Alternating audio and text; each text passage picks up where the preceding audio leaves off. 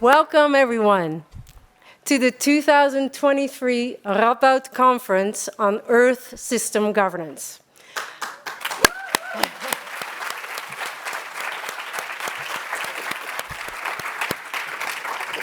I've been waiting to say that sentence for over a year. Finally. Welcome to all of you here in Nijmegen. Also to our online participants, welcome. It's truly an honor to welcome all of you here to Nijmegen today. I'm Ingrid Visseren. I'm a professor in environmental governance and politics here at Radboud University and co-director of the Radboud Center for Sustainability Challenges. And my dear colleague, Birka Wikke,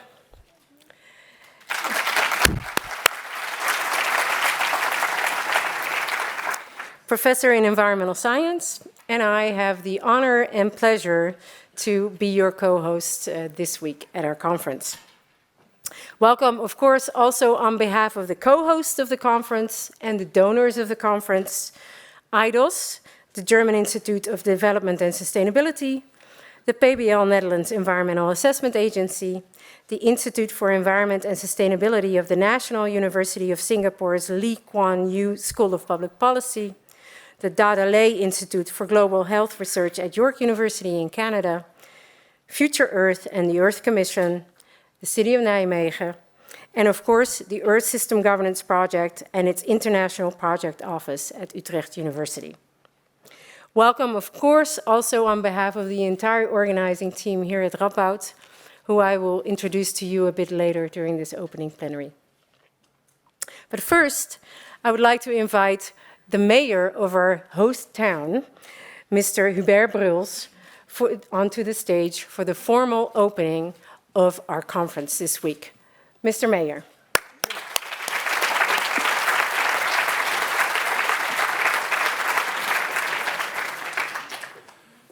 Well, thank you very much for your kind introduction. And I've understood that some of you already started that Sunday. And the reason that you are standing here listening now to me is up to my agenda because I couldn't make it this morning.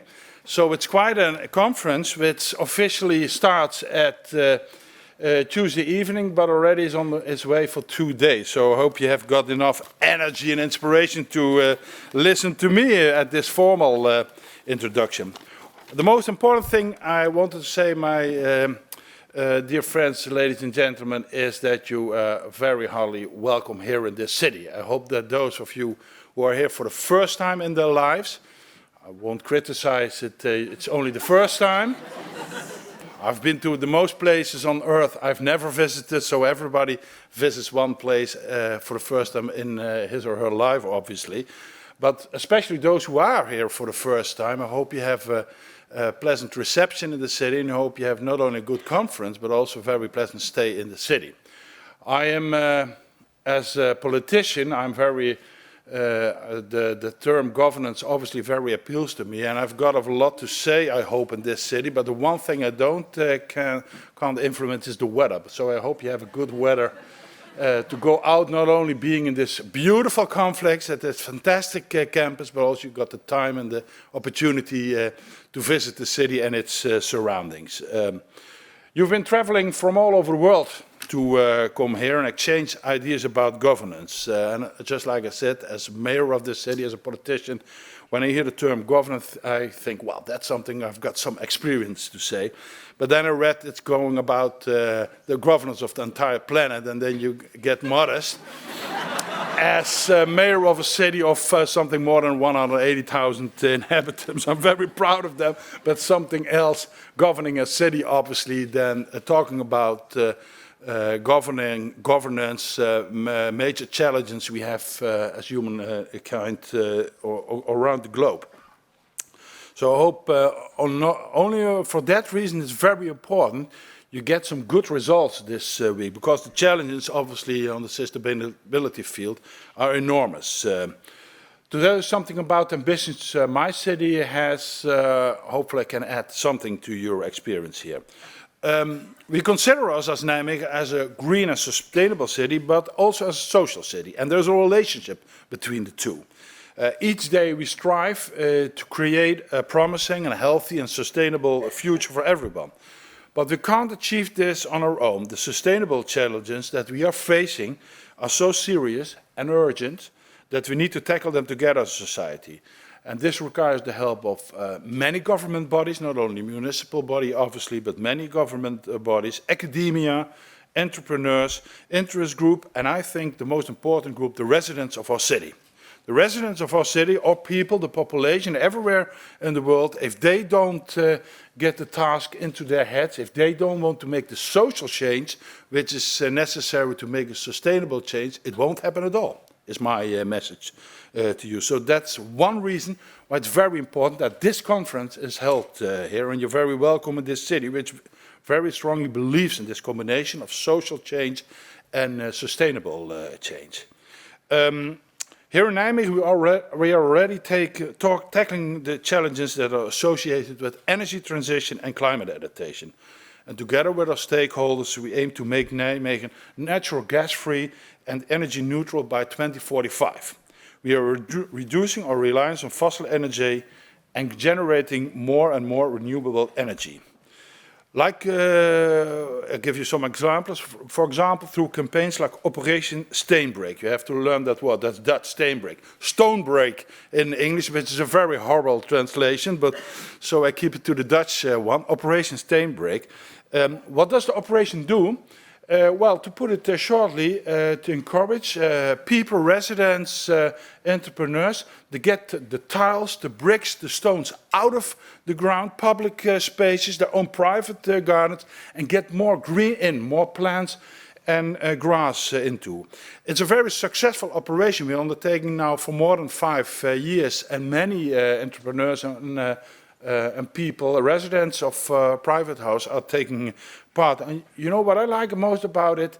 It's obviously you have to do some work to get the tiles out, and nothing comes for free in this world. But if you see your neighbor doing it, you get a conversation with that neighbor, and she is telling you why she is doing it, and then perhaps you get inspired to get the next spring when you're thinking about putting new plants or new tiles in the soil, and you will choose the plants. That's the whole point of the Operation Steenbreek.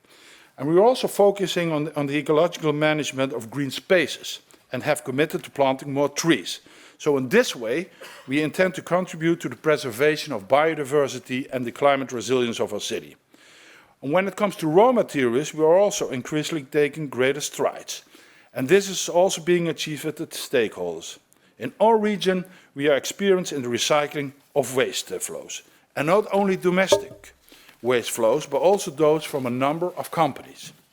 We are also learning how to reduce the use of primary raw material through reuse, recycling, and the use of renewable bio-based resources. We are moving towards a circular economy where there will eventually be no more waste, and we will no longer have any use for primary raw materials. I guess that the challenge is not only to take everybody with us to make it a social challenge, but the thing is, all these changes, and I've only mentioned some examples, will have to take place in a relatively short period of time. So this demands not only societal changes, but also very major social changes, which makes it obviously difficult. So therefore, there is significant public support and involvement needed. In Nijmegen, we are primarily approaching social sustainability as a challenge to ensure that everyone is included. A challenge that involves a fair and equal transition to a promising sustainable future for everyone. A challenge that proves that sustainability is so much more than a set of technological solutions or technical fixes. I don't need to explain this to any of you, because you already are approaching global sustainability from exactly the social and societal perspective. So I hope and expect that the technical and social approaches will become more and more compatible, even though they may sometimes seem like separate worlds. But nothing could be further from the truth. There's only one world in which we must all exist and coexist in times of great and rapid change. So this requires a high degree of effective governance. And this brings me to your conference. That makes government not a dirty word, but a necessary word. We have to practice and come together with all kinds of disciplines, with all kinds of academia and practice obviously coming together. So your attendance at this Earth System Governance Conference means that you are taking a step in this direction. Perhaps some of you thought, well, why should I go to Nijmegen, the Netherlands? This is the reason. You're taking a step. You're taking a brave step, perhaps. So I would therefore like to express my warmest thanks to the 100-year-old Radboud University. Last week we celebrated the anniversary, and the Radboud Center for Sustainability Challenges for organizing this conference in Nijmegen. So after cities like Toronto, Utrecht, Amsterdam, Bratislava, Osaka, I hope I pronounced that last, I liked it so much I wanted to say the word. Among others, there are many more cities before us, now Nijmegen. Nijmegen, the European Green Capital of 2018, the next city to host this conference. In our role as European Green Capital, we did our utmost in 2018 to encourage many different stakeholders to help us in making our city and the rest of the world more sustainable in a variety of ways. So this conference is an excellent fit for this city. I wish you all an exciting, a promising and enduring Earth System Governance Conference, and I hope, again, you can visit my city in the bare space between. One thing has changed, obviously, in the years. In my time, when I was a student here, back to the 80s, I'm 57 now, it was allowed to get in not at 5 o'clock, but at 5:15, the Nijmegen Quarter. Nowadays, I've heard you have to get in time. You didn't manage that quite. So you have got my allowance to get a quarter of an hour too late everywhere you go this week. The organization isn't happy with these words from the mayor. Whatever, I wish you a very good conference. Thank you.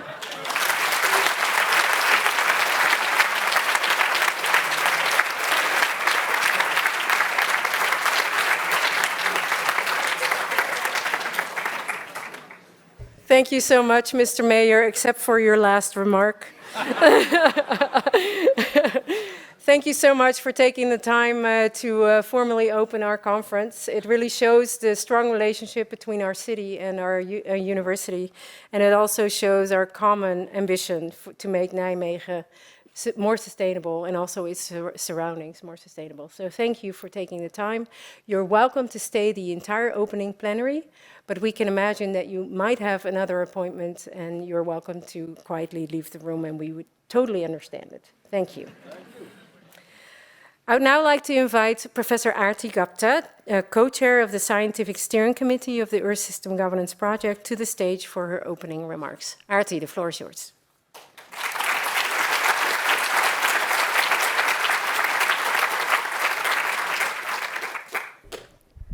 Okay. Thank you very much, Ingrid. And I hope I'm visible from behind this. But I have a very loud voice, so I make up for the slightly smaller size. Thank you very much for those welcome remarks to this beautiful city of Nijmegen. And I'm sure we'll all get to experience and are already experiencing the hospitality of this beautiful city. I would like to take this opportunity to welcome you all on behalf of the Earth System Governance Network. So let me start that. And the Radboud Conference is one in a long line of ESG conferences dating back to 2007. So there might be people in this room who've actually attended all the past ESG conferences, or at least a large number of them. So to all of those ESG veterans, a very, very warm welcome back. But particularly also a very warm welcome to all of those for whom this might be your very first ESG conference. And so to those people, I say, yes, here's to the start of a beautiful journey. And for all of those who are new to the ESG network, I'd like to take 2 minutes to tell you a little bit about who we are and what we do. So we see ourselves as a global, a pluralist community of interdisciplinary and engaged scholars who are addressing the governance, and yes, governance is definitely not a dirty word, the governance of Earth system transformations, and of course, effective but also equitable Earth system transformations. And how do we organize ourselves? We are one of the largest global networks working in this space. And as I said, we have annual flagship conferences dating back to 2007. We also have an alliance of research centers that are affiliated with the ESG network worldwide. And of course, individuals are associated with the ESG project. So you can be a research fellow. We have research fellows, senior research fellows, and lead faculty. So if anybody in this room is not yet an ESG research fellow, you're invited and warmly welcome to become one. Go to our website. It's very easy. We also, between conferences, annual conferences, of course, the work continues. We organize ourselves and we collaborate with each other through task forces and working groups, which are thematic. So if there's any topic in the sustainability governance space that you're interested in, there's probably an ESG task force that's working on that, and you're welcome to join that. But if it happens that there isn't one, you're also invited. There's always the opportunity to establish your own task force and bring a subgroup of the community together. We also have some flagship publication outlets for all of the research that our community is doing. We have book publisher. We have books with MIT Press and Cambridge University Press. And we also have a flagship journal of the community, the Earth System Governance Journal, which was established in 2018, but just this year received its first impact factor, a very high impact. And it just suggests that the research that our community is doing is being taken up, it's being read, it's impactful. And that is, of course, thanks to this vibrant community. So with that, we also do a lot of other things. We have a mentoring initiative for early career scholars and a lot of other initiatives for early career researchers, as well as a South-South initiative. And I invite you to also join us at the closing plenary, where we'll give a little more information about the Earth System Governance Project. But for now, I'd like to just welcome you, very warm welcome on behalf of the Scientific Steering Committee of the ESG project, which I have the honor of co-chairing for these 2 years, together with my partner in crime, Professor Louis Kotze from South Africa, who is right here. So, and I have also put the pictures of the remainder of the steering committee there. So if you see any one of these people running around in a corridor, please stop and let's have a coffee together, share your experiences and ideas. Also have the International Project Office here, which is a secretariat that supports the functioning of the ESG network, which is Jane Butler, Camilla, and Farah, very, very tireless, enthusiastic IPO folks who I'm sure, yes, I'm sure you've all had the pleasure of interacting with, so thanks very much also to the IPO. And on behalf of all of us, a very, very warm welcome. Thank you for being here and enjoy these next 3 days. Thank you.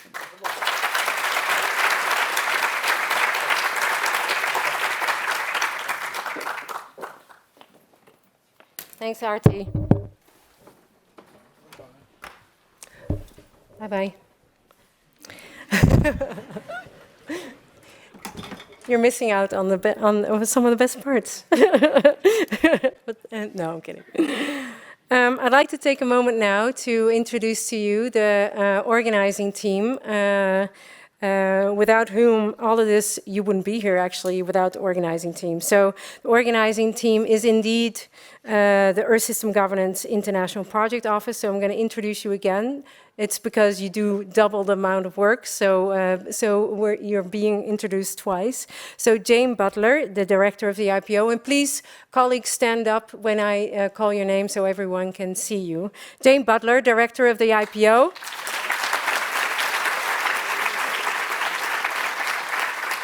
Okay, let's save the applause until at the end of the list, right?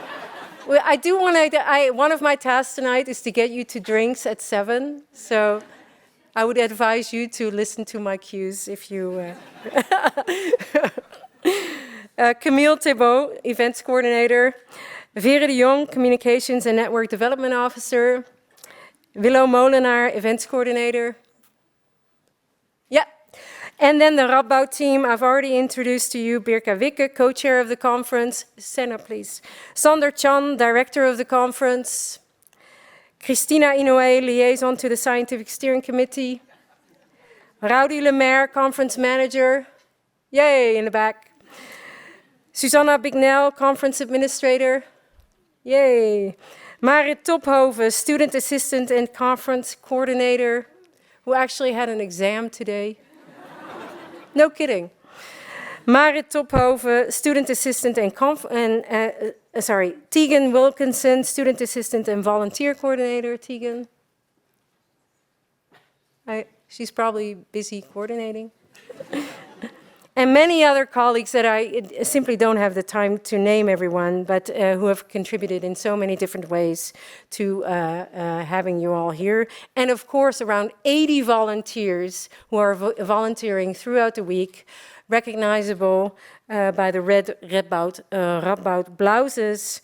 And please feel free to reach out to any of us if you have any questions this week. We're here to help you have an enjoyable week.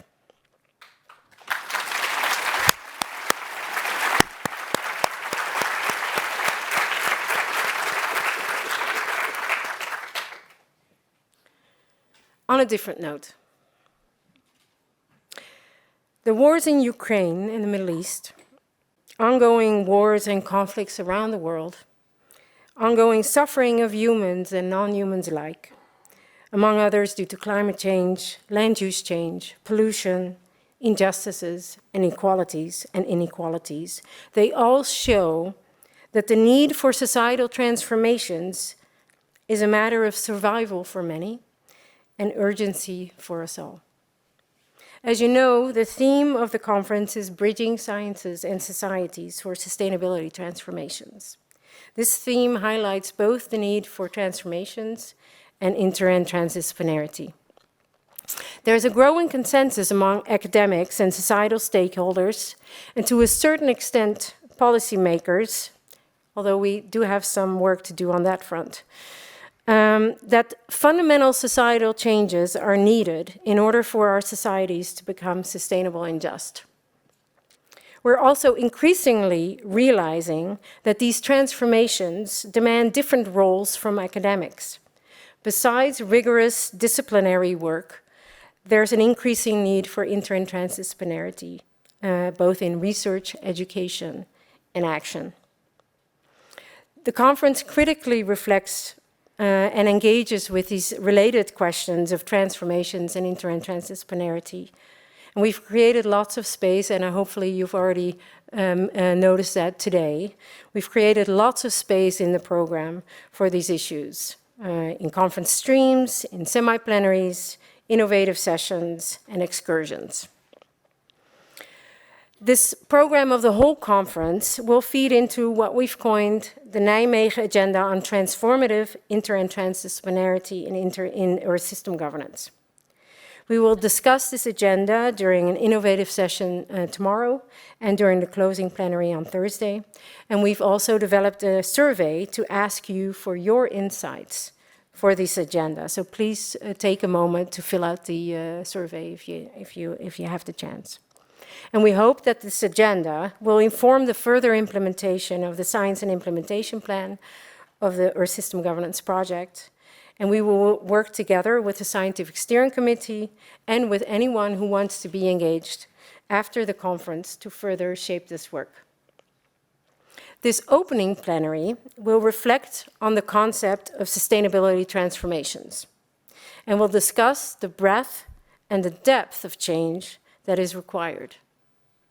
Transforming to what I would like to call loving societies involves critically rethinking the values underlying our societies, including our relationships with each other, with nature, and with non-human animals.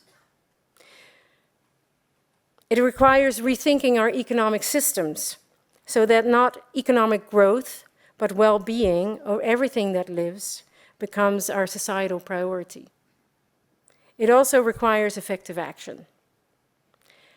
3 renowned speakers have kindly agreed to discuss these critical aspects of sustainability transformations with us today. And so let's start with these discussions. So it's my great pleasure that I introduce to you our first keynote speaker, Melanie Challenger. Melanie is a writer and researcher across environmental history, bioethics, and the history and philosophy of science. Her new book, and I think I got one of the first copies, yay! It's called Animal Dignity, Philosophical Reflections on Non-Human Existence, and I think it actually comes out early next month. And I can also personally recommend her last book, How to Be Animal, What It Means to Be Human, because I really thoroughly enjoyed reading it this summer in preparation for this plenary, and it really shaped my thinking. So thank you for that. Melanie, can I invite you to the stage?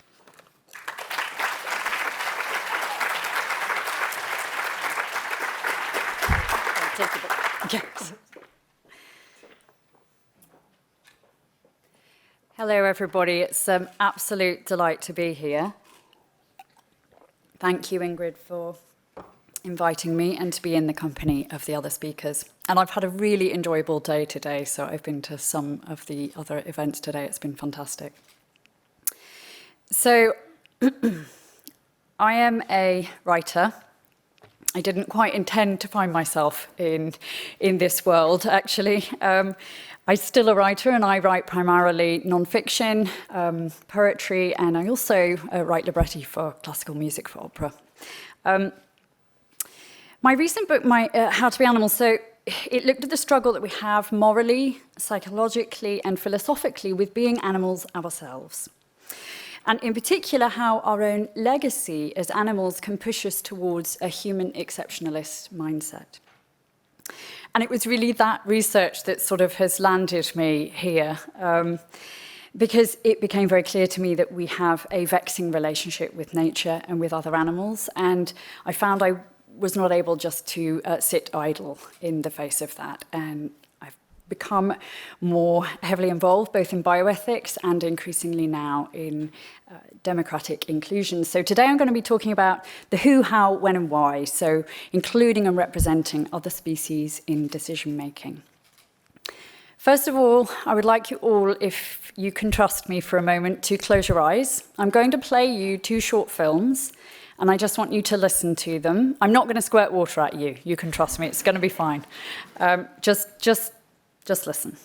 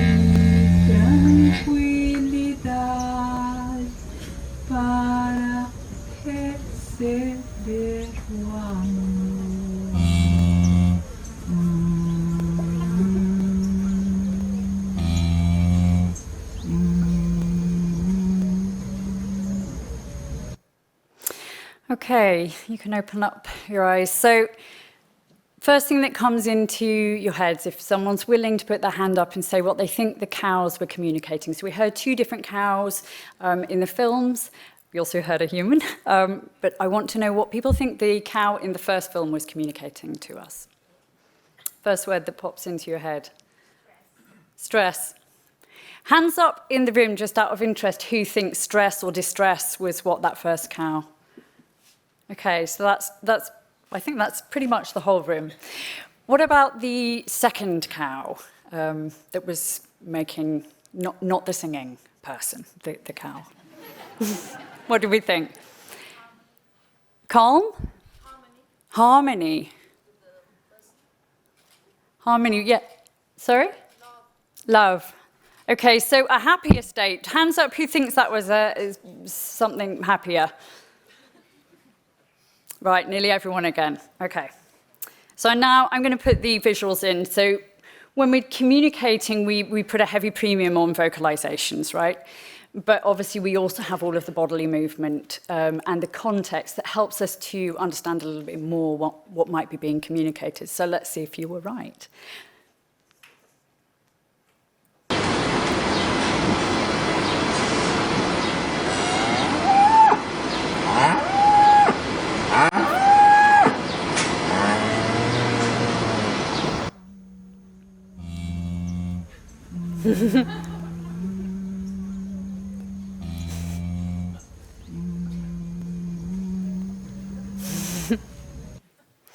So you feel like your judgments on what the cow was communicating were pretty good.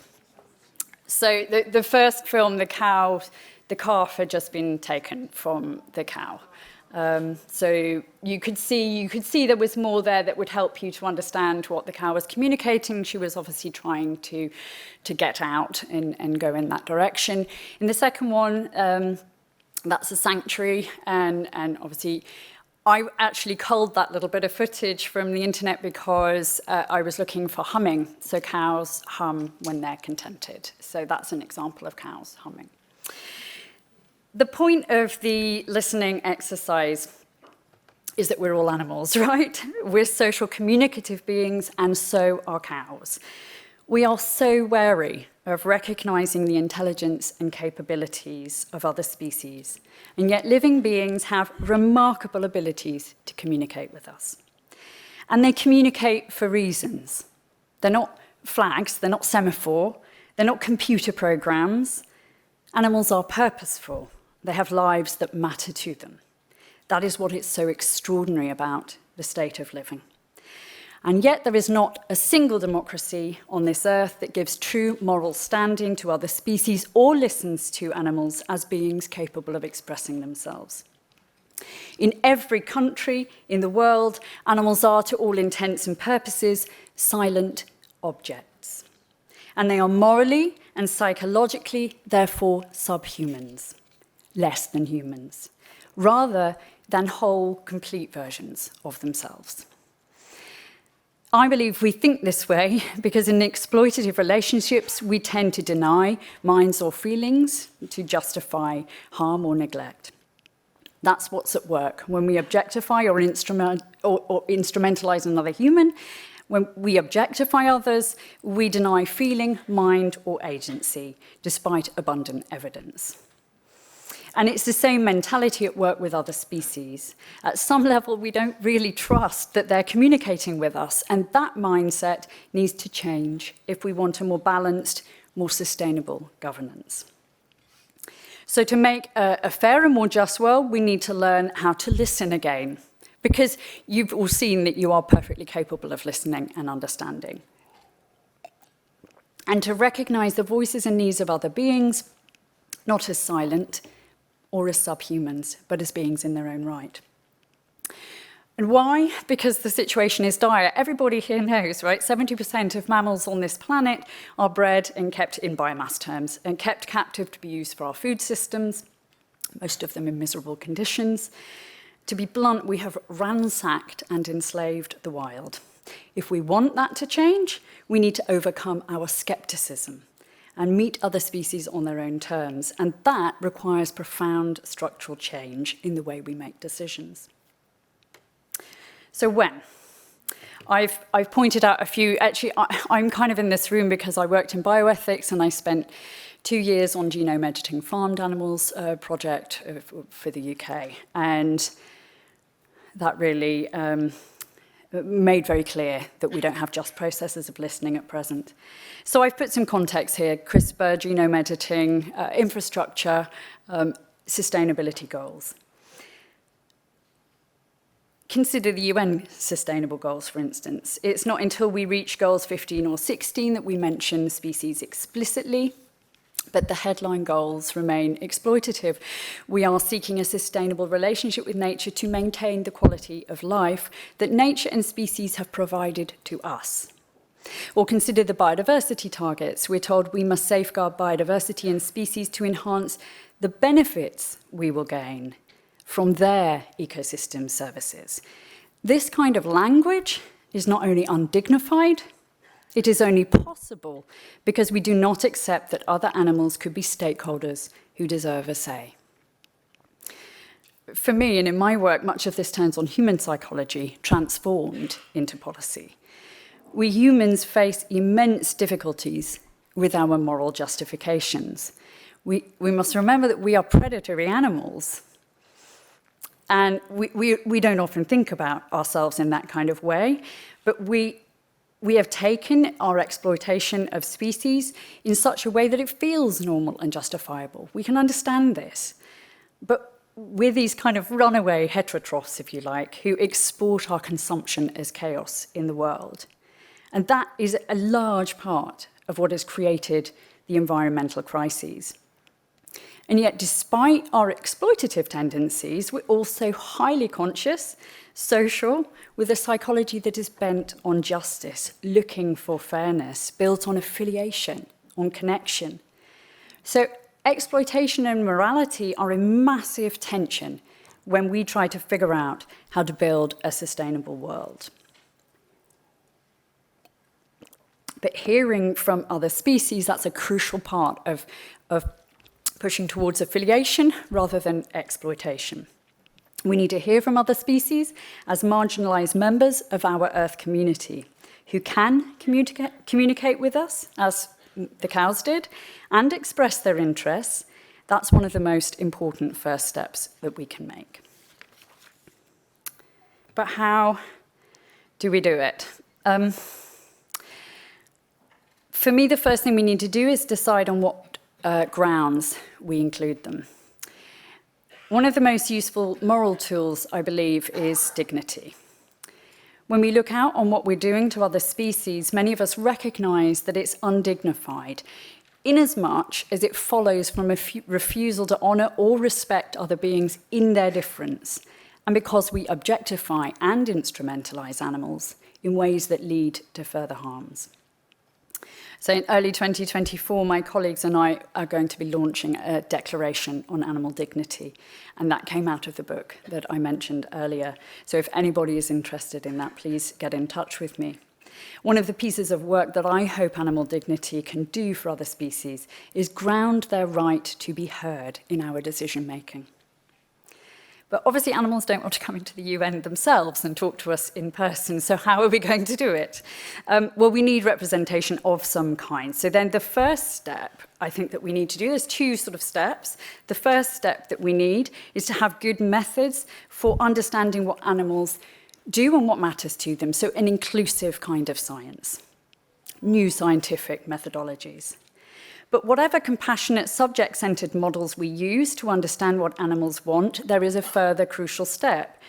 The evidence and testimony must be presented appropriately to gain a fair hearing. And this is where democratic innovations come in. So a fundament of deliberation is to formalize listening to capture crucial insights into the needs and interests of individuals and embed those deeper perspectives into policy and law. You're familiar, obviously, citizens' juries dialogues are examples of this. And I'm sure many panelists are going to be talking to that in greater depth here. These kinds of deliberations are increasingly important in legitimizing policy change. But it's complex for humans as it is. So it's going to be even more challenging when we consider including other species. So that brings me to a project that I'm working on today. This is actually a lot of human animals in the room here. So this is the steering group of a project I'm involved in called Animals in the Room, an experimental arm of a wider project on the democratic inclusion of animals and nature.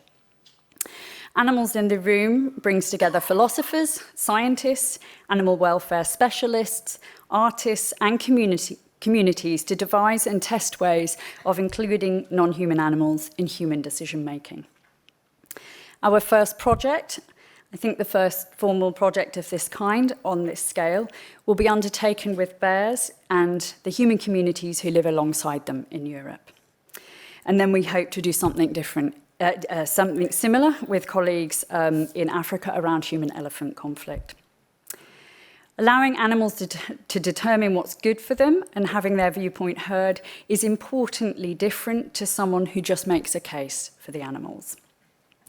Listening to that direct animal voice is a political form of listening. It brings non-human animals into our democracies. My colleague who's in the room today, where are you, Danny?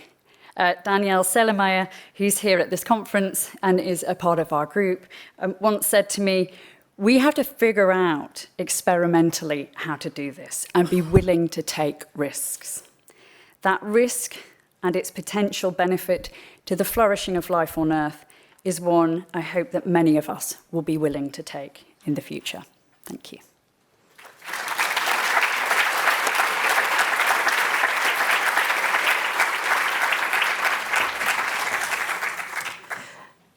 Thanks so much, Melanie, for this wonderful contribution. And it's really, I think, lots of food for thought for all of us. What I propose to do is that we do, for every keynote speaker, we have the opportunity for one question in between the presentations, in order to have enough time in the end for a thorough discussion with each other. So we have a bit of time for one question for Melanie before we move on. There's one in the back. We'll get a mic to you. Yeah. Thank you. I think, am I still in good timing for the drinks for everyone? Yeah. It's the important So bit. please, for everyone who wants to contribute to the discussion, please name your name and your organization so that we know who you are. Yeah, Charma Kupaswamy, University of Hertfordshire. Thank you very much for the talk. I was just wondering, in terms of animals getting to the UN, what about the Indigenous Peoples Forum and the Indigenous Declaration? Do you think they probably know a little bit more about listening to people? Animals? That's an excellent point. Yeah. So one of the fundamentals of our, that I can say with animals in the room is certainly that it's very diverse, it's very global in its outlook, and we're looking at different cultural contexts. So one of the first, with a piece of work that we'll be doing in with elephants is with the Maasai communities, and we'll be co-designing the deliberation with the communities there and with the elephants. The tricksy bit is working out how to do it with the elephants, actually, and you're right, that if we think about the lots of different First Nations approaches to, in the US, for instance, to a kind of constitution approach, and also to the way that they're communicating with animals in the environment. We have lots of models already there, although one has to be sensitive to appropriating a model that is working very specifically in that context and might not work in another one. And that's why I think we need to look at how this could look across different cultures and across different contexts and across different animals, see what commonalities there are, see what's effective, and see where actually we need something different. We need a different approach. It's very experimental, but I certainly think Indigenous leaders there are cases where this is already, something similar to this is already in place. Thanks. Thanks, Melanie, for a wonderful presentation.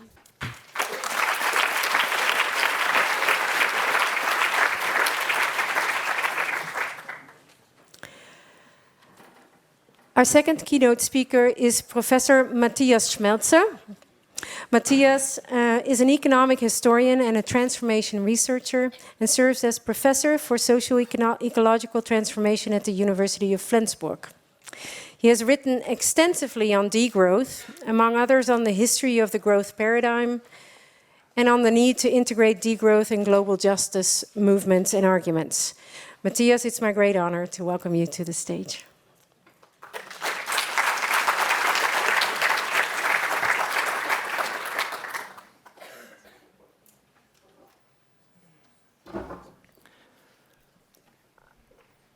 Okay, thank you very much for the invitation. I'll start with a hope for the productive provocation and end with a proposal.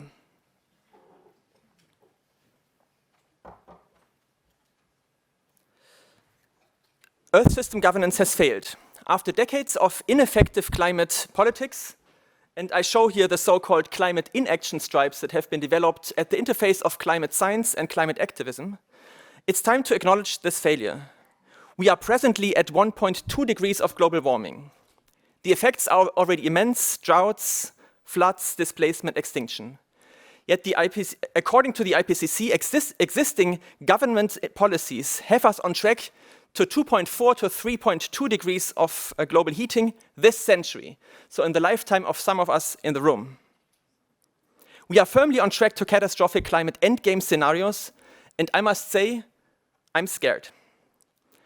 Now, the core reason for this failure lies not mainly in insufficient or dysfunctional governance structures, as important as they may be, but largely in the hegemony of growth in our societies, that in the form of green growth dominates sustainability discourses, and in the economic structures of capitalist growth-dependent economic systems. So what I want to do today is to explain the dominance of capitalist realism and outline some desirable alternatives. The main argument is, if we do not overcome the age of growth, and remember that that all IPCC scenarios model a continuation of economic growth that leads to a world that is 4 to 7 times larger by 2100 than today. And without leaving the Growthocene, Earth system governance will continue to fail. So I could give an entire course on the first question, what is economic growth? But I won't. I just want to flag that in our work, and this partly builds on earlier books, we argue that growth is a core feature of capitalism. From this perspective, growth can be understood as the materialization of the dynamic of capital accumulation. And this materialization works in 3 interacting ways. So firstly, growth is an idea, the obsession of growth in our institutions and cultures that manifests as an ideology that makes many of us believe that it is easier to imagine the end of the world than the end of growth or capitalism. But then there's also growth as a social process and growth as a material process. The main response to the ecological predicaments, as you all know, is green growth and ecological modernization. The idea that efficiency improvements, new technological innovations, and fully cyclical recycling will allow capital to continue increasing production and profits, while at the same time reducing ecological impacts back to sustainable levels. Historical research shows we've been promised the same idea of sustainable, inclusive, green growth for already 5 decades. It's a great promise, a beautiful idea, but it has not happened. There is now growing scientific empirical evidence that quite conclusively challenges this narrative and points to the need for the global north countries to drastically reduce energy and material use.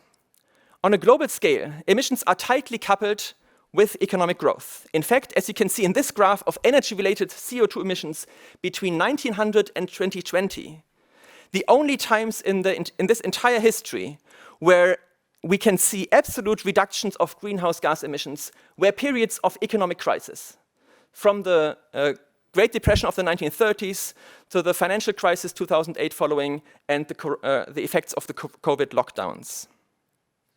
However, it is not only emissions, CO2 emissions, that are rising when GDP expands, but also many other environmental impact curves, such as the material footprint, one of the best indicators for biodiversity loss, shown here in this graph in the violet line, even more tightly coupled with GDP growth. So the research reviewing hundreds of existing empirical studies concludes that, and I quote, "There is no empirical evidence that absolute decoupling from resource use can be achieved on a global scale against a background of continued economic growth. And absolute decoupling from carbon emissions is highly unlikely to be achieved at a rate rapid enough to prevent global warming over 1.5 or even 2 degrees." Now, you might have heard the argument that decoupling is working in some of the richer countries, some of the climate champions, the so-called climate champions, Netherlands, Germany, or the EU. However, the evidence is clear. The considerable reductions, also absolute decoupling in these countries, is much too slow. A recent empirical analysis just published in the Lancet journal has concluded that at existing rates of emissions reductions, the Netherlands, for example, will take 200 years to reach net zero and will burn its fair share of the carbon budget 7 times over. If all nations were to overshoot their carbon budgets, like the EU countries are on track of doing, the world would be heading for a devastating hothouse Earth scenario around 4 degrees of global heating.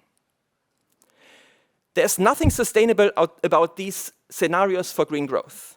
In fact, as put by my colleague Tim Parrique, the green growth narrative today effectively functions as macroeconomic greenwashing. So, are there alternatives, and how could they work? Degrowth is a term that is increasingly mobilized since the 2010s by scholars and activists to criticize the hegemony of growth, in particular green growth and this decoupling myth, and a proposal for a radical reorganization of rich societies that aims at a drastic reduction of energy and material use to alleviate environmental pressures, enable global justice, and achieve well-being for all.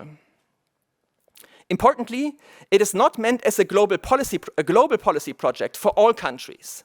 Rather, it's a global justice proposal that addresses in particular the imperial mode of living in the global north, whose wealth depends on the appropriation of global south resources and the externalization of the costs of its living onto others and the future. Degrowth aims at a convergence of resource use globally and at a sustainable level. In discussing degrowth, it's important to understand that the term is meant as a provocation. It's a missile word aimed at irritating the growth ideology so rampant even in progressive and environmental circles. It should not be understood too literally or to mean aiming at reducing all economic activities to the same degree as austerity for the poor, going back to the Stone Ages, being against technology and innovation progress, or individual renunciation, or similar, very often repeated misrepresentations of this idea. Over the last 2 decades, degrowth has in particular developed into a vibrant inter- and transdisciplinary field of research. And I show here a core graph summarizing a review paper I was involved in. But note the exponential growth of interest in that topic. There have been more papers published on degrowth since we published this review 5 years ago than all the scholarship that was published before. So I want to go a bit more into detail. To begin with, degrowth can be understood as a transformation project that is equally informed by an ensemble of growth critiques, of various sets of growth critiques. In our book, we distinguish 7 forms of critiques of growth, and as you can see here, they go much beyond the most famous ecological critique. And each obviously has their own research communities, traditions, body of work, etc. For example, the socio-economic critique argues, based on a wealth of studies from welfare economics, social history, and related fields, that economic growth mismeasures our lives due to the many fallacies and flaws of GDP accounting and also due to diminishing welfare returns. The feminist critique, crucially important for degrowth, argues that economic growth is based on gendered overexploitation and devalues reproduction. Degrowth, it follows from this critique, must revalue the entirety of economic activities, including centrally all non-monetary work currently largely done by women and persons of color, and it must center logics of care, precaution, and cooperation. And the South-North critique argues that economic growth relies on and reproduces relations of domination, extraction, and exploitation between capitalist centers and the periphery. These critiques of extractivism, also green extractivism, of the imperial mode of living, and of uneven development based on externalization are crucially important in understanding informing how degrowth aims at a society that does not live at the expense of others. But degrowth is not just a critique. Fundamentally, it's also a proposal, a radical utopian project that aims at overcoming capitalist realism. A degrowth society, and remember we are talking here about global north societies, can be defined as a society which in a democratic process of transformation, firstly, enables global ecological justice.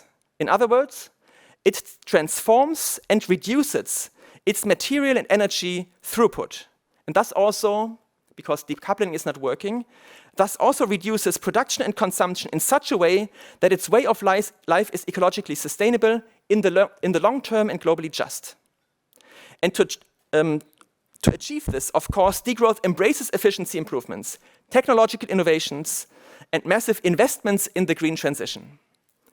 But it also, and this is very important, it also recognizes that this is not enough, and therefore calls for rich nations to abandon GDP growth as an objective and to scale down destructive and less necessary forms of production to reduce energy and material use directly. However, and this leads to the other two parts of the definition, this reduction is not per se a bad thing, since GDP is a flawed indicator for social progress anyway. Thus, under these changed conditions of a much smaller social metabolism, so much less energy and material used, degrowth society aims at strengthening social justice and self-determination and striving for a good life for all. And thirdly, at redesigning the institutions and infrastructures so that they are no longer dependent on growth and continuous expansion for their functioning. That is why, under degrowth, a reduction of the size of the economy is not the same thing as recession.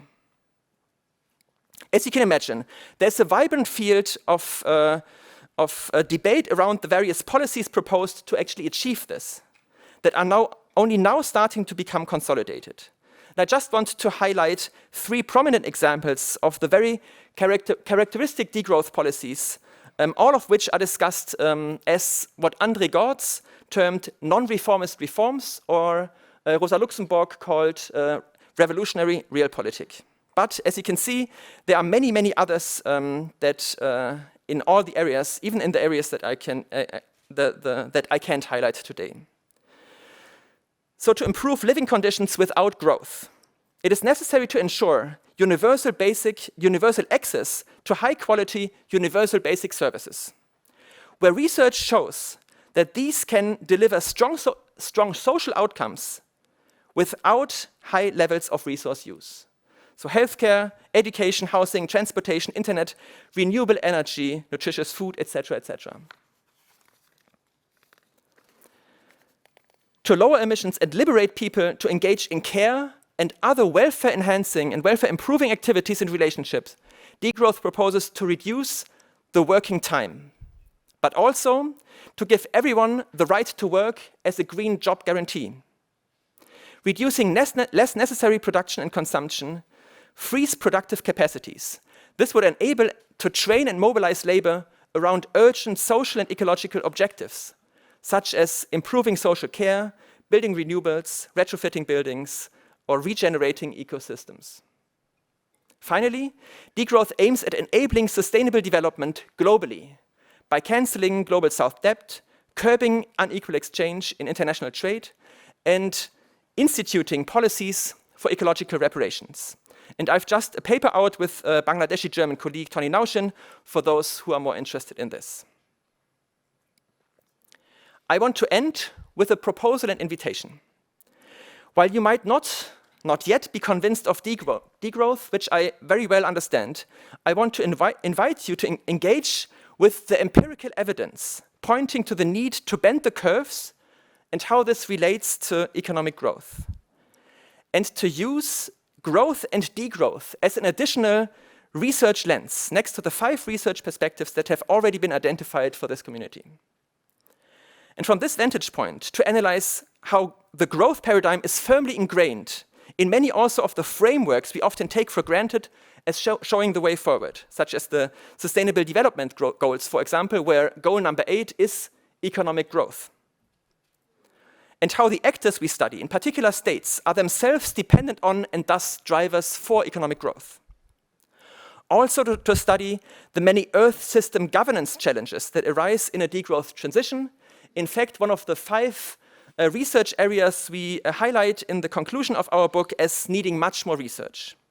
And finally, to center economic system changes, the related power struggles and the global social movements that are already today working towards a pluriverse of alternatives to capitalist development paths, both from the global south and the global north.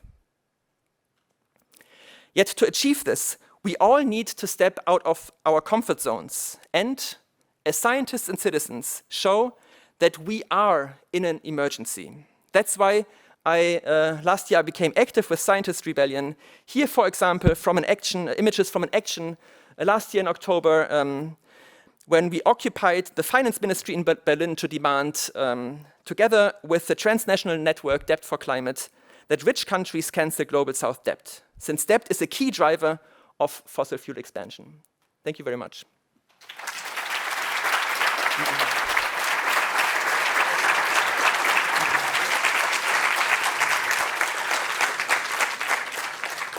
Thanks so much, Matthias. I said we were going to discuss the breadth and the depth of the necessary transformations, and I think we're doing a great job at that. So we have time for one question for Matthias before we move on. There's a question over there. Yeah. Hi, thank you. I'm Anna from Radboud University. Thank you for the interesting presentation. I was thinking about how to connect this with the previous presentation because I saw like ecology to sustain human life, but then in the definition, the second one was social justice and self-determination and a good life for all. So is that all humans or all beings of all animal species? And how do you see the connection between the previous presentation and degrowth? Mm-hmm. Yeah, I think this is also something we will probably later discuss a bit more in depth. But I mean, to be honest, in the degrowth research community, the issue of animals and human-animal relations has so far not been very prominent. I think this is something to develop much further. And there's different perspectives on this issue, I guess. The main thrust, and this is also what we highlighted in our book, is very much coming from a global justice perspective and then much more focusing on these issues. However, obviously the entire question and the challenge of the degrowth of industrial farming and potentially farming in general is a key issue that is mentioned a lot. And having been involved with this community for a long time, I know that many people are engaged in various struggles around animal liberation. So there are certainly many interlinkages, but I think they could be developed much more in depth. Thank you. Yeah, thanks, Anna. Keep that thought, because we will indeed try to find the connections between the 3 keynote speakers later on. And I think that's actually also part of a research agenda to find the combinations and the interactions between these different communities. So it's also a question of interdisciplinarity and transdisciplinarity in the end. But we're getting way ahead of ourselves. That's what happens when there's too many smart people in the room. Thank you, Matthias.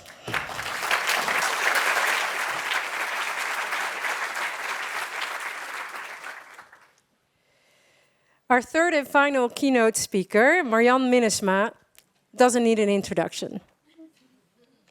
So I could ask her onto the stage now, but that'd be impolite. But she certainly doesn't need an introduction in the Netherlands. She may still need an introduction in other corners of the world, but I think that will change over the coming years as well. She's the founder of Urgenda, an organization dedicated to innovation and sustainability, aiming to facilitate necessary transitions. She's most well known for taking the Dutch government to court, yay Marjan, successfully, together with almost 900 citizens, to demand more urgent climate action. Marjan, thanks for making the time today. We actually spent how many months together at Greenpeace Netherlands? Like 16 jobs ago. So happy to have you here. Thanks for coming. Marjan Minnesma.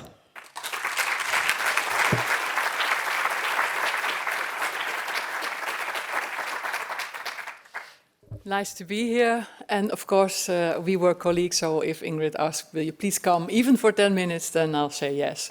So I'll be very happy to be here. And I do think that most people abroad might not know us. So very briefly, after 3 studies and a couple of jobs, I worked for 10 years at different universities. And my last job was director of the Institute for Transitions at the Erasmus University. And we were leading a couple of big programs. And at a certain point of time, I told my colleague, Professor Rotmans, nice, we have 40 books of PhD students. On average, 10 people might read it. What do we really change in practice? So that was... I challenged him, and then we invented the agenda, which is an urgent agenda for a more sustainable world. And in the beginning, it was more or less an agenda for a big conference and a happening. But then it was published in one of the main newspapers in the Netherlands, and we got thousands of reactions from farmers to bank directors. What a nice story. Are you going to do this? And that was when we felt challenged again, and so we made it an agenda foundation, and we started to bring into practice all those ideas of the transition theory. So at the beginning I did 40 hours in university and 40 hours agenda, and of course that got out of hand, so I stopped at the university, and since then I've been working on making the transition happen. So I was asked by Ingrid to tell some of the experiences and things we did, bridging the gap between science and society and bringing change about. So one of the first things we did was making the analysis. If you want less climate change, more sustainable energy, what do we need to do? And one of the things in the mobility sector was changing to electric driving. And we looked around and we saw that there was only one company in the world at that time, 2008 we're talking, that was making full electric cars in an old Ford factory that could drive 180 kilometers on a full battery, and there were full electric cars. And we thought, okay, let's see if we can change the Netherlands. And we invited Amsterdam and a couple of other big cities. Do you want to buy electric cars? We organize everything for you. And so we suddenly had 400 electric cars in the Netherlands, but no charging points. And then those big cities thought, okay, now we need charging points. So they started to tender for charging points. And that was how the market developed. And then we thought, let's find big companies with a lot of cars and ask them, shall we buy electric vehicles together and make the market roll and perhaps get the price down? I made a big mistake then, because then there were 2 ministers who said, we also want to join, we want 600 electric vehicles. And I didn't know then that you then have to do international compliance things. And it took me more than 2 years with a lot of lawyers to start even the buying process. So I learned from that, keep it as simple as possible and don't involve the government until you're ready. So the next project, 2 years later, we looked around and we saw there were hardly any solar panels in the Netherlands.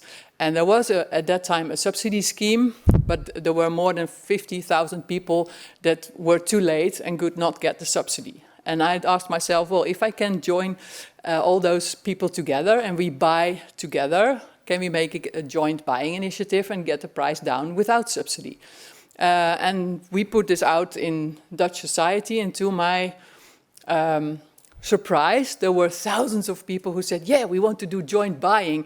We put in 20%, so that was quite a lot of money. We had 5 million euros within a few weeks of all people who just trusted me that I would do the buying for them and get the price down. And in the end, we did buy 50,000 solar panels, which was at that time 10 megawatts, and brought the price down with 1/3 compared to the price at that moment. And then a lot of other communities in the Netherlands thought, okay, joint buying, that's a nice idea. And they started to copy us. And then we moved to the next thing. So that is what we try to do, open up markets, open up ideas, invent new ways of cooperating, all kinds of innovative things. And then when people start to copy us, then we move on to the next thing. So we like to be copied. Well, we also thought we need to join people together and make the movement visible, because until that time there were hardly any people on the streets. Now with Extinction Rebellion there's lots of people on the streets, but at that time there were hardly any. We organized the first People's Climate March in the Netherlands around 2012-13, and we walked to the Paris COP in 2015 with thousands of people from Utrecht, 620 kilometers, to Paris, and we were every day on TV. So we could every day tell something about climate and water, climate and churches, climate and agriculture, and so on. So we could bring it onto the table, but it also helped a lot of people that felt a bit alone in their striving for a more sustainable world, that they could join together, walk a whole day of 10 hours sometimes. And so we had a new type of movement, and a lot of those people are now active in Extinction Rebellion and so on. We organized the Day of Sustainability for 10 years, and after 10 years we said, well, now it should be every day of sustainability. But we tried to make a movement and do concrete projects. Well, and after 5 years, I thought, well, nice, all those projects, and can tell a lot of nice stories about it, but is it enough? And for me, it was clear it was not enough, because we're still moving at that time to 3 to 4 degrees warming and so on.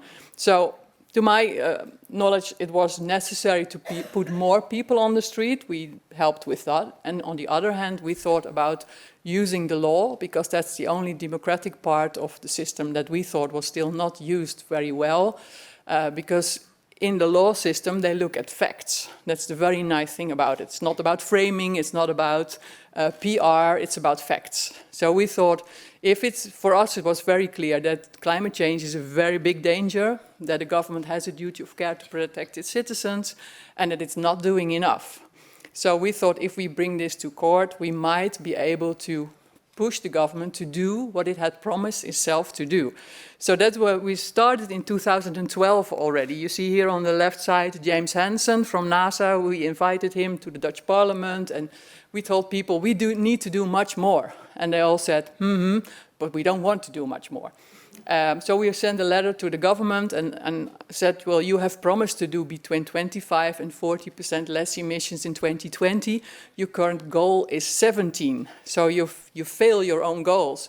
And they sent me a letter back, well, we completely agree with you that climate change is a big problem with major risk and so on, but we don't want to be a front runner. And that was very funny, because we were on the last countries in Europe on renewable energy, and we were not even middle, we were a laggard. And then saying we don't want to be a front runner is kind of funny. Well, in the end, in 2015, so it takes a while, we won, and the judge was very clear, it is a very urgent threat. So you do need to protect your citizens. There is a duty of care. And a duty of care is an open norm. There's nowhere in a book of law that defines what it exactly is. So you have to color this open norm. And we did this by using everything that happened within IPCC, within the Climate Change Convention, and so on. And then the judge can say, okay, there is consensus in the world on this topic and on the 25 to 40%. And it just said, well, maybe the 40% is necessary, but that's up to politics. That's the discretionary power. But this 25%, the lowest level, that's up to me as a judge, because you cannot fall lower than that. And so the Dutch government had to step up, which they didn't do immediately, but they thought this was a mistake of the judge. We are going to appeal. We again won at the Court of Appeal. That was 2018. And at that time, I thought they will go on to the Supreme Court, and it might be almost 2020 by the time they win. And will a Supreme Court be able to say, yes, Urgenda is right, and all those citizens behind us, if they know that it's impossible what the government has to do? Because 25% less emission at that time meant that they had to do roughly 16.5 megaton reduction in 1 year. So we invented what we call the 54 Solutions Plan, together with 800 organizations in the Netherlands, all kinds of organizations, scientific, housing corporations, businesses, and all of them said we take 1 or 2 or more of those solutions, and we promised to help to make them work. So there were solutions that only led to 0.1 megaton less. There were solutions for 0.5, all small steps, but they added up to the 16.5 megaton that we needed at that time. And of course, the government could say, we don't want to do all those small steps, then they could close down coal-fired power plants. And we also had a kind of plan in case everything fails, then you can close down Tata Steel, make us drive 60 at the highway, or all kinds of extreme ideas. So we had 3 plans. So we showed both to the judges and to the government, you can't say that it's not possible. It is possible if you really want to. And you should have started in 2015, and you didn't do anything until 2019. That's your mistake and your problem. But we offer you the solutions here, together with those 800 organizations, and we're even willing to help you to do what you need to do. So we also called it a court case out of love, because we didn't want to fight with the government, but we did want the government to act. Well, we won in December 2019, and normally they would never had 25% reduction in 2020, but then we had COVID, so we did make it. And we started then the Climate Litigation Network. So there are now 4 or 5 people working with me that help court cases all over the world. And in some instances, we help their lawyers to write things. In others, we have a big database that shows this argument did work, this argument did not work, and so on. So we have a lot of knowledge. What we also do is we have a lot of contact with scientists, because all those judges need a body of knowledge that is acknowledged by a big group, so they can refer to certain articles that are then taken up by the IPCC and so on. So we also have a lot of contact with the front runners in science. What kind of articles are you writing? Is this helpful for us? Can't you write an article about this or that? So it's a very active discourse, because we also need certain things for the next court cases. Because when we started in 2012, we had this 25 to 40% norm. But for the next period, there is not such a clear norm. So you need this to be developed and commonly acknowledged by cities, by states, by the scientific community. Well, and we look very much at the latest part of science. Like, this is a group of people that also worked on the IPCC report and made a kind of update. You don't have to read it, but it says that we now have only a carbon budget left of 250 gigaton. We emit 40, so we have 6.25 years left before the carbon budget is gone. So we don't have until 2050. For us, that's very clear, but politicians still think they have until 2050. And we spend a lot of time explaining to people what we think was said in Paris. Because if you say 1.5, you can't say 2050 at the same time, because it doesn't match. And I think we need to bring this across much more and much more clear, because a lot of people in policies have no clue. So we have written this book, 100% renewable energy for the Netherlands. It's possible if you really want to. We started in 2012, then we still had 18 years, so that looked like possible. Well, at the moment it's only 6-7 years, so you can't do that in the normal way. You can't even do it with a transition approach, because the professors say that takes 2 generations. We don't have 2 generations, so what kind of approach is still possible? I'm now rewriting it. And I know that if I make 2030 into 35, that I say 1.5 is gone. For me, that's very difficult. So I'm still thinking what I will do, because normally I say roughly 10 years. That sounds better than 2030. But I know that every year that we cross the line, we have a more serious problem, and we might not be able to fix it. So we have all those different projects on housing, on mobility, and so on. And I don't have time now to go through it, but we work on concrete solutions for all these fields. And one of them, for example, is the agricultural. We are now almost finishing a report that shows on land use, nature, and biomass what we are able to do on our own soil. We can make our own food if we do only 33% animal protein and the rest by plants. We can even do then for the remaining cows all the food and feed and bio-based building. But then we don't have any biomass for the chemical industry, which is very big. We don't have any biomass for clothes and so on. And what is fair then? How many square kilometers of land in other countries are we justifiable, able to use for our chemical industry, for example?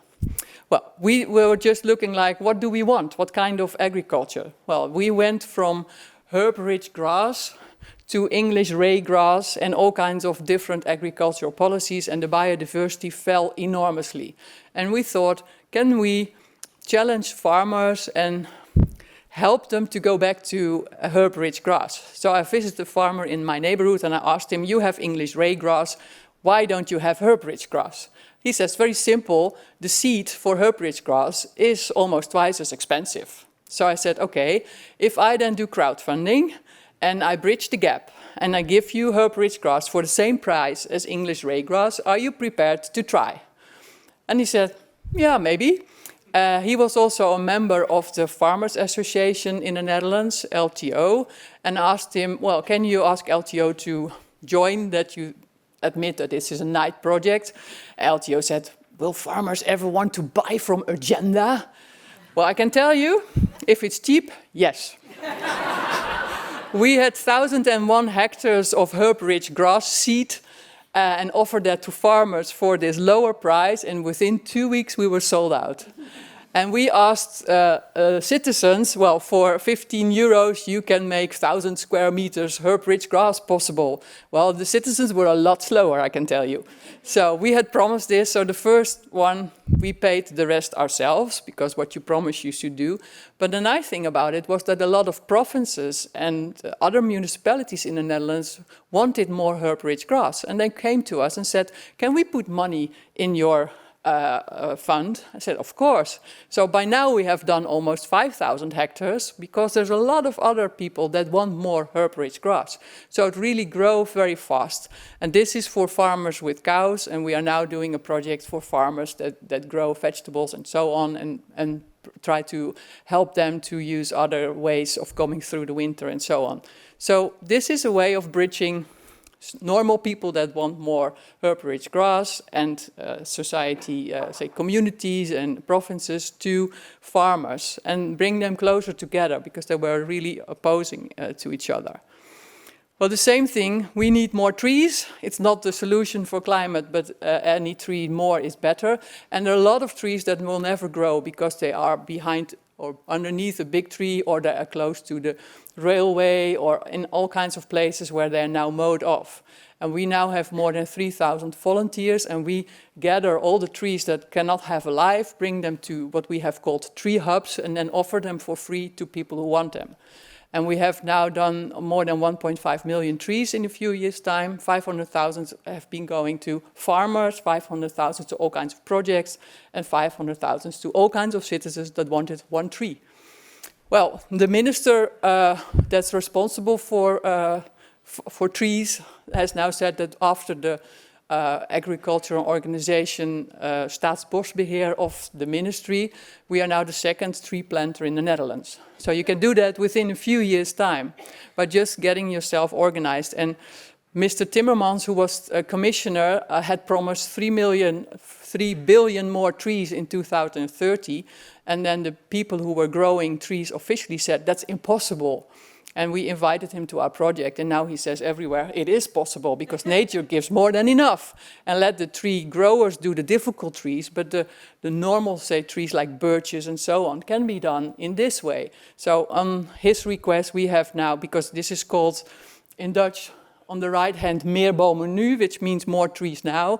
We have now meer bomen jetzt. We have expanded to Germany, and we're now at the moment expanding to Scotland, Ireland, and 4 other English-speaking countries. So this is growing very rapidly, and it's a way of doing things together that also gives people hope. And I think that's a very important other part of those projects. Am I over my time already? To show the broad spectrum what we're doing, we also made a plan for our government, which I called Woman on the Moon. Like Kennedy, who said, I want to go to the moon within 10 years. I don't have the computers yet, I don't have the metals yet, but I want it. And 8 years later, we were on the moon. I offered our government, that was still being discussed, so before it started, a plan together with all the big industries in the Netherlands that showed we can move within 10 years to almost zero emissions if the government does this, this, this, and this, and we are then prepared to pay ourselves at least 80% of all the investment. And our Prime Minister was very positive about this plan. I don't think it's very well carried out by the current minister, but it shows a bit that we're also looking at industry, that industry is not our enemy, but they do have to move within 10 years much faster than they do currently. So I'm waiting now for leaders with vision, and I think in the end it's all about values. If you would die tomorrow and I would ask you what's really important, you would probably say my family, friends, love, maybe biodiversity or art, but probably not my return on investment was 6%, or my payback time was 4 years, or I was CEO. All those things are not important, but all those economic values are the things that steer us. And that's very strange, that we let ourselves be steered by the things that are not the most important to us. So I hope that you will make the change together with me in 10 years and not in 2050, and that you're among the idiots that do what's necessary. Thank you.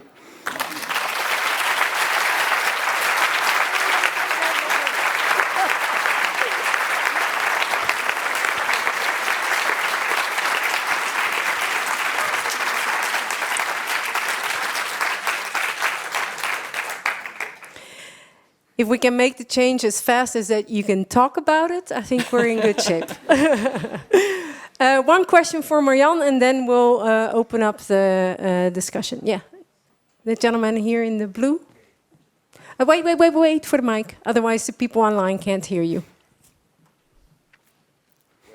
Thank you very much for the fascinating project, and the presentation is amazing. I come from Brazil and looks like another world. I would like to know what the perception in the Dutch public opinion about this project. Meaning, do you have a survey about this, the evolution on the years? And the second one is, what is the reception in the political, party system political spectrum of this project?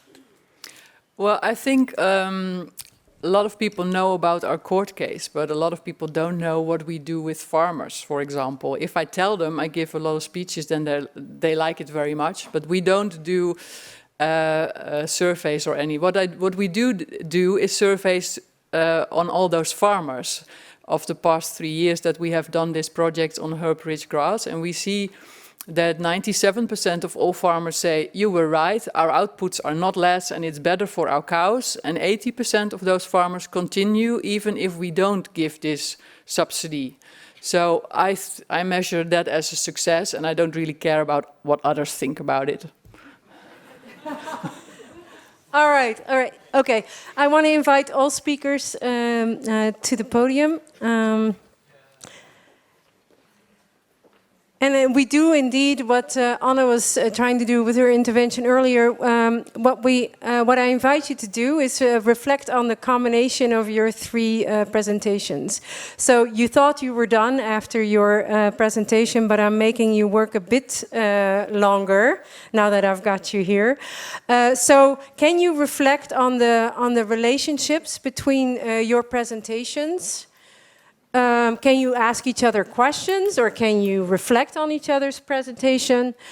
And can you also reflect on the 3 combinations together in the context of sustainability transformations and inter and transdisciplinarity? So those are 6 questions built into one sentence. But I really want to pick your brain on what we just heard over the past hour or so, and especially the interrelationships. And then after you have shared your thoughts with us on the interrelationships, we can open up the floor for questions and also for debate. It's not necessary to only ask questions when we open up the floor. I actually really like debate. So if you have a comment or a suggestion or a contribution to the discussion, and you don't need to translate it into a question form, right? So it's a lively debate in the end. But please, anyone who wants to try and start making connections. Okay. Well, I have been trying to bridge this gap, and I also give a lot of lectures on climate change science and then on solutions. And I see, for example, in the Netherlands, this degrowth debate is actually run by a couple of people who think it's nonsense and impossible and so on, and a very small group that has a really good argument. So I very often miss good scientists who can also be part of the public debate. Because it's a very small group, and if you read the newspapers, there is not enough serious debate on it, and I think it's already now made too simple, as you explained yourself, but you can maybe explain that better in newspapers, in debates and so on. And there's a lot of actually international people coming to the Netherlands arguing against degrowth. So I don't know what you do in your home country and how often you are in the debate, but I miss that. And in general, I miss the scientific community. Very often in the beginning it was like, we don't want to be activists and so on. That is changing slightly. But it's like, well, we have to produce papers and we want an impact factor and blah, blah, blah. But I think we need to be much more active.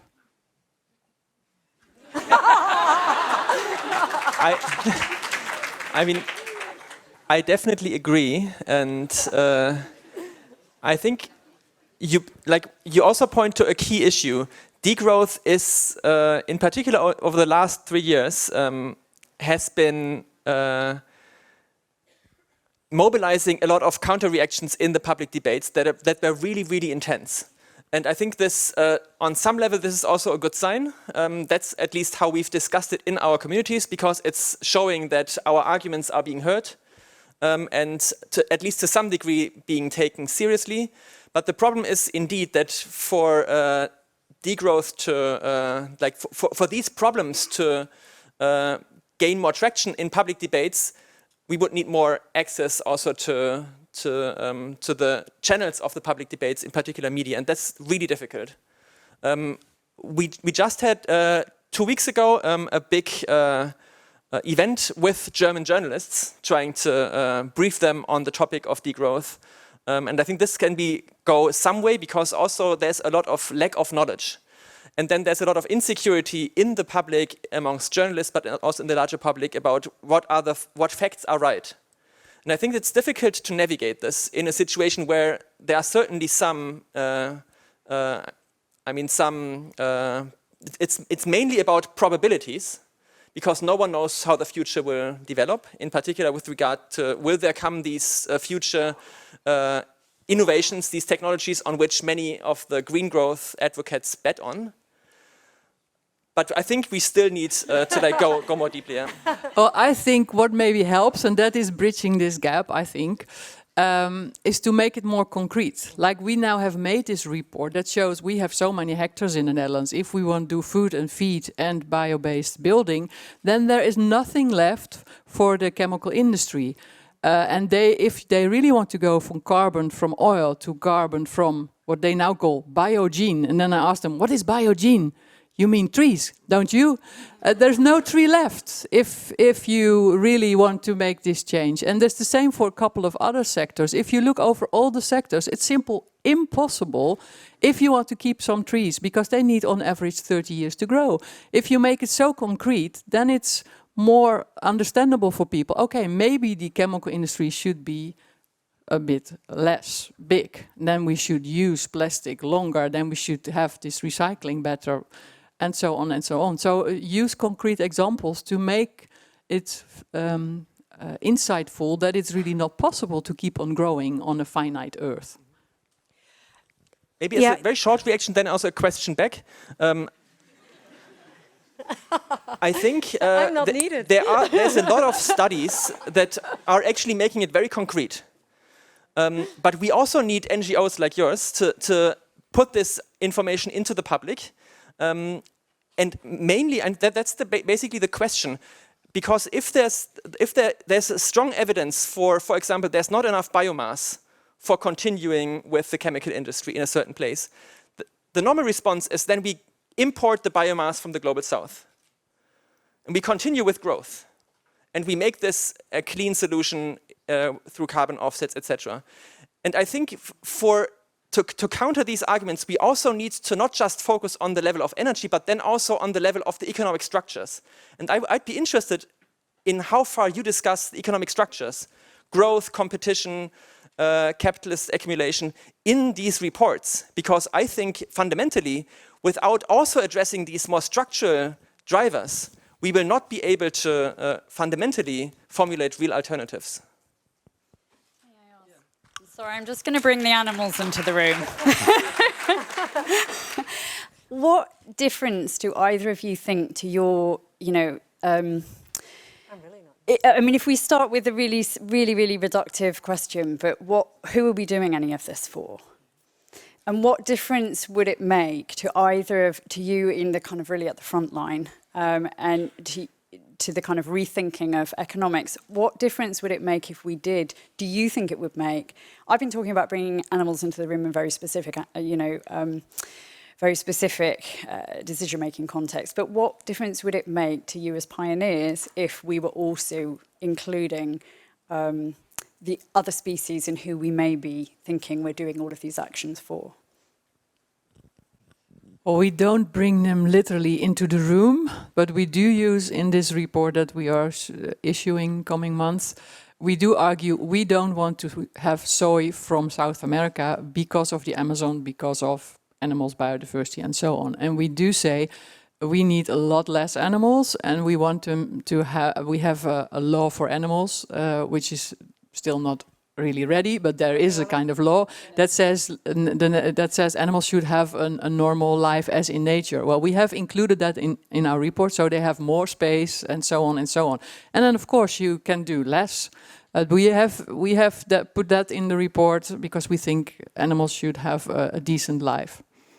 But maybe not as decent as some other, and they're not in the room, but... Maybe to avoid confusion, so Marjan says less animals, but she means in animal agriculture, right? Yeah. Well, we also looked at cats and dogs. A big dog eats as much as 70% of what a grown-up man eats. Yeah. So if we want so many animals as we have today, we also have to have a part of land for them. And we want to steer the discussion on all those different topics. That's why we put it in, because probably people will be angry about it, and that's good.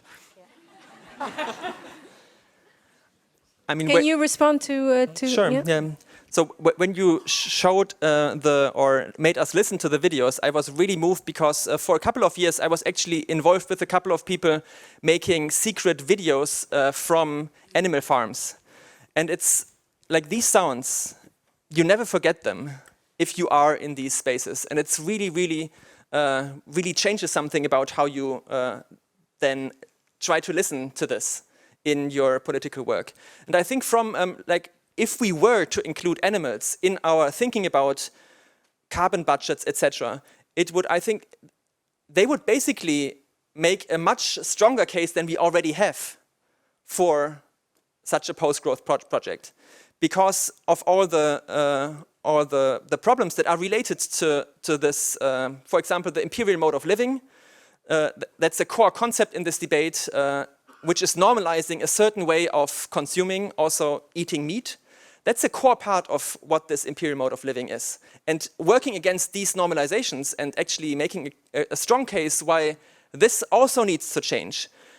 Becoming sustainable also needs to work towards this. And not just by asking individuals to become vegan, but by talking about the economic structures that need to change in order for this to work in a short time frame, in a just way, so that the people involved, in particular the workers involved in these industries, don't suffer as it normally often does. And I think, there could be a strong case to be made for interlinking degrowth and animals. And that's what we're starting today. And of course, it's starting in different academic debates and society debates as well. I do want to open up the floor now for the last few. Yeah, so there's two questions, ladies down here. Or questions or comments, right? Ooh, okay. We're going to have a drinks dilemma. So please go ahead. Please say your name and organization. My name is Monica. I am from the Kelso Institute in Berlin. And first of all, thanks for the very inspiring discussions. I had goosebumps during your talks. It was very refreshing, I would say. And my question is, or rather a comment, that I have the impression or the feeling that people or economists are orienting on numbers because it's something that takes away the human factor and makes things simpler, in their opinion. So it's like growth and orienting towards GDP, what is giving them some orientation. And it's weird, as Marjan said, that we are orienting on numbers only, but not on the values that are important for us. So Melanie, I'm really impressed that you're actually going one step further and including animals in the discussion and hearing their opinions, where we didn't even manage today to open the discussion for all humans because we are only orienting our economy towards numbers, but not aware that we have to get back to discussions and to talk with each other and to live a real democracy again. So I'm really, inspired by also thinking of the animals. And maybe my question will be to all three of you, how do you see us getting back into the discussing with each other, and what is it that will guide us then if it's not numbers anymore, which I hope will be the case soon, that something else is guiding us? Thank you. Actually, that connects to something that I was going to put to both of you if you'd had a bit more time, because, you know, obviously my work in my prior book was looking at, you know, what follows from being animals ourselves. And part of that gives, when we really think about how we kind of nudge ourselves towards the good, it makes a huge difference. So if we work in, you know, democratic inclusion, you need to understand how we actually listen. How do we take other perspectives? That's not facts and figures, that's physical. That's like literally, how do you listen? How do you frame the discussion? How do you learn to listen to one another better? Whose voice are we hearing from most? Who isn't comfortable speaking? Getting all of that stuff, and that then makes a difference to what your brain is doing, what hormones are released in your body, and how likely you are then to act on those sorts of things. This is all very physical, very embodied, very, very animal stuff, actually. And hope has a huge part to play in that. So one thing I was going to be very interested in, I mean, that's the bread and butter of what I'm doing, but to what extent does giving people a new paradigm, for instance, when they're facing a paradigm that you know, there's a lot at play there, but, you know, progress is a hopeful, even if it's a false paradigm, it's a hopeful paradigm. So how can we turn degrowth into something that pushes us in a positive psychological state? And similarly, how much have you noticed that action where we can see something positive actually realized in the world, how much do you think that is nudging us towards, you know, an embodied positive sense that we can actually make a change? Yeah, well, I think when we won the first case in 2015, I first realized how important hope was, because we got phone calls literally from Canada to New Zealand, people crying on the phone, like, I've been working in climate for 30 years and had given up, but now I have hope again.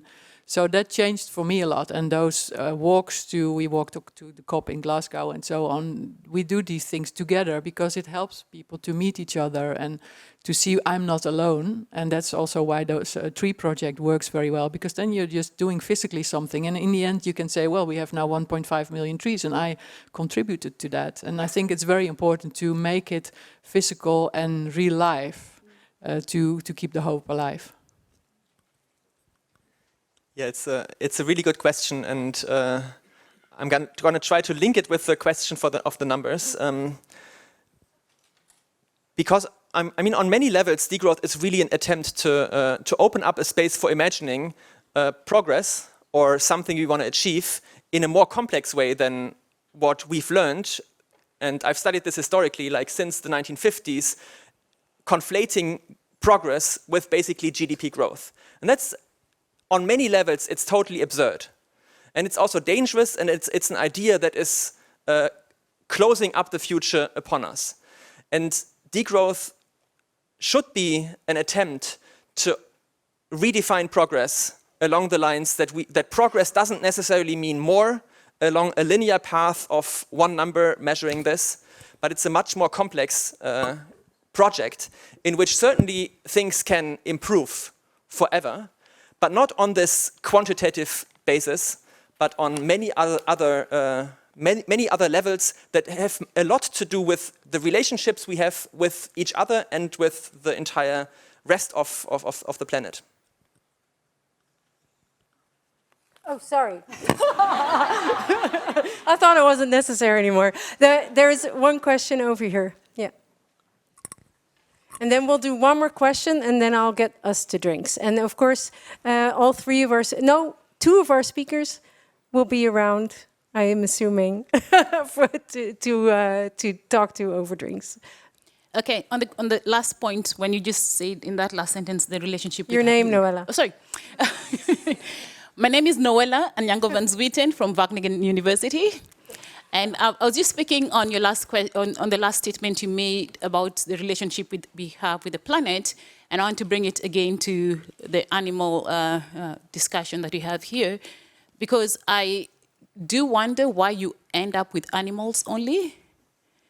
And I think there's life that is also like plants and etc. I mean, we know from example the science of trees that trees do communicate with one another through their roots, with the fungi, soil, and so on and so forth. So why are you ending up only with the animals? And then I think also I was wondering when you were talking about the how of doing it, that you jumped into our relationship with the animals and listening and hearing them. And I'm wondering, but in the animal world, there is already a lot of communication going on there between different species of animals. So why not first listen at that level and observe sort of like animal behavior and see and pick up from there? So I was just wondering about this. That's a brilliant question. I'm really glad someone has asked that, actually. These are questions that we ourselves sort of chew over within our group. So the group that Danny and I are in, we've been together for the last 2 or 3 years now. And these are questions we ask ourselves all the time as well, because of course, to a certain extent, we're really pushing back against human exceptionalism of any kind and boundaries, uncomfortable, arbitrary boundaries within the living world. And of course, it feels instinctively as when we're focusing on animals that we're putting a boundary there. I should say that the wider group, Danielle Sellermeyer at Sydney University as an example, are looking more widely at multi-species justice broadly. Yes, and I'm working at the moment on agency in nature, so purposiveness in nature, and I'm looking right the way from the cell through. So there's kind of, I'm taking away really nearly all of the boundaries within biology at the moment. So I'm completely with you, and I think there is a lot of work being done at the moment, particularly more maybe in the rights of nature movement, where we're bringing in sort of all of the communities. But I think the easiest, why we're starting with animals is because our exploitation of other animals that can communicate very readily with us, and that we are completely capable of communicating with and responding to. We all got cows very quickly. Now that's because we're mammals, you know, so everybody was right in the room. It was pretty much 100% about which that the cow was communicating a negative state versus a positive state. I nearly did albatrosses with everybody. I think you'd still probably get it pretty, you know, you'd be pretty close with albatrosses when I was going to show you territoriality with albatrosses versus mating behaviors, where they do extraordinary dances. But once we start getting into animals that are further away from us, it does get harder for us to respond. And once we're in plants, although yes, the mycelial networks facilitate communication between certain kinds of trees, and that is a form of communication, and they release distress signals, certain kinds of distress signals when they're being chewed by certain kind of predators, and there's a lot, you know, to attract prey to. There's all kinds of things like this. Of course, the living world is all related, and of course, all species have the capacity to signal or communicate in some way or another. And we don't want to cut those living beings out, but at the moment we have to focus on that picture that I kind of described initially, which is where 70% of the biomass of mammals are animals that we have domesticated and keep captive for us to consume them and for us to use them, rather than 4% now of wild mammals that are left on this planet. And a lot of our decisions are locating on those species, and they can communicate with us, and we do not include them in a single room anywhere. And so this has really come out of the urgency of responding to those immediate animal agents that are with us. But you're 100% right that should not mean that we do not look at the way that organisms relate to one another and the kinds of relationships that they can and should have. But we really need to do that bit of work first, I think. Thank you. Now, I'm really sorry, but I do want to be a semi-good timekeeper. So I think we do need to wrap up the discussion, and we can continue discussion over the reception. So please help me in genuinely thanking our three keynote speakers, Melanie Challenger, Marjan Minnesma, and Matthias Schmelzer. Wait. Although it is we were just talking about degrowth, it's a really pretty gift. Thank you.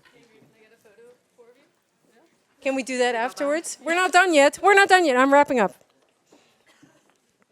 All right.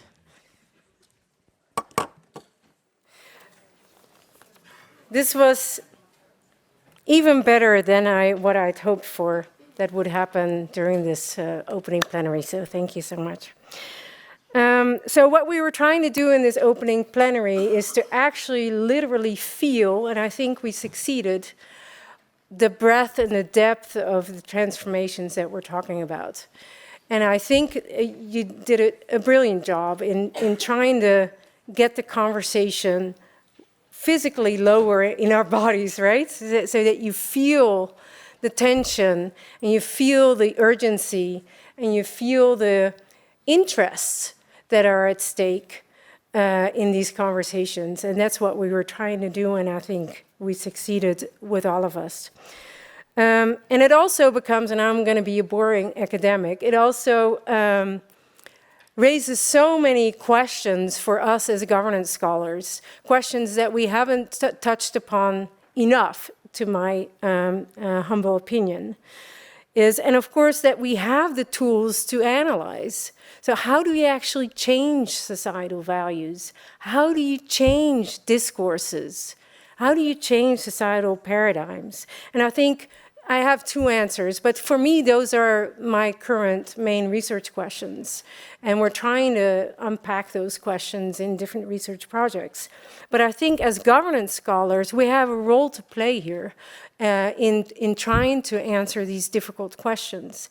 And some of the answers are indeed just starting to do it and creating hope. Some of the answers are having these kinds of conversations that go down into your stomach, right? Just really having different conversations, not about CO2 emissions, but about values, and also thinking through what kinds of governance, how do you go about, using our governance knowledge and body of work that we've built for the past decades. How can we apply that body of work to these questions of changing societal discourses and values and our economic structures? How can we, as an environmental governance community, contribute to these urgent questions of today?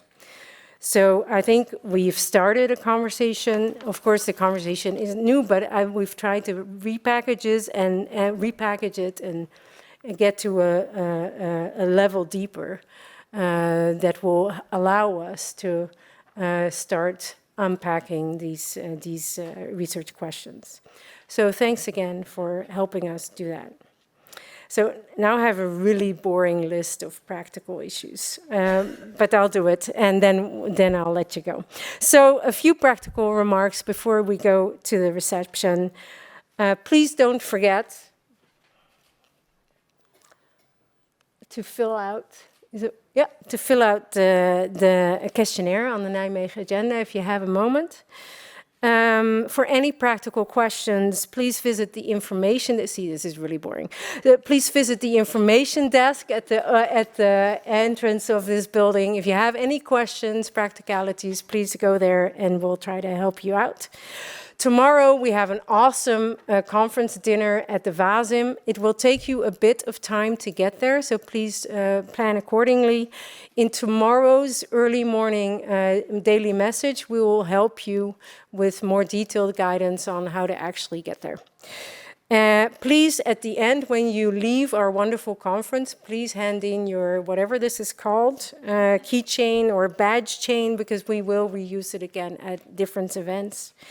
And finally, thank you all for sharing. Thank you all for coming to Nijmegen. Thank you for staying for 2 hours in an opening plenary. I hope it was worth it. And see you at the Natural Science Building. The how to get there, just follow the crowd. Or I think it was in the morning email this morning, the address of the Natural Science Building. Thank you so much.